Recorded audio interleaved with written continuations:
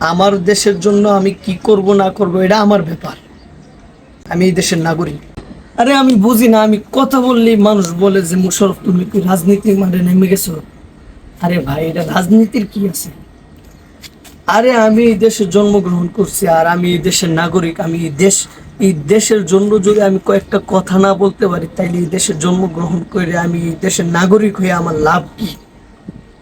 আমার জিনিসে আমি কথা বলতে পারতাম না, আমার জিনিসের জন্য আমি কিছু করতে পারতাম না, এইটা তো হতে পারে না।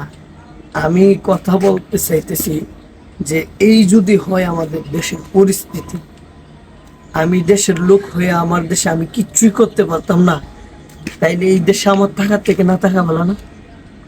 আরে ভাই, বেশি যদি আমরা ঝামেলা হয় আপনাদের, তাইলে কাজ করেন, আমাদেরকে একটা কাজ করেন, গলা টিপায় আমাদের শেষ করে দিন।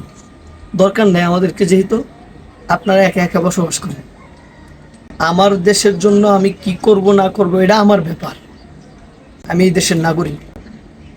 কথা হইল বিপিন, ওনাকে আমি আমি এই বিষয়ে আগে ধারণা করতাম না, তবে দেখার পর এগুলো আমি সহ্য করতে পারি না।